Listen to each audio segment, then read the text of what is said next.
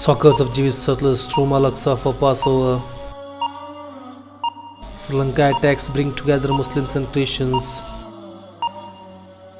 Egypt to host summit to discuss Sudan and Libya. Assad regime and Syrian opposition do third prisoner swap.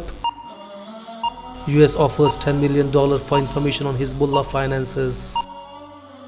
Saudi and Bahrain welcome US sanctions on Iran oil. Iran's parliament puts CENTCOM on terror list. Iran renews threat to close strategic Strait of Hormuz.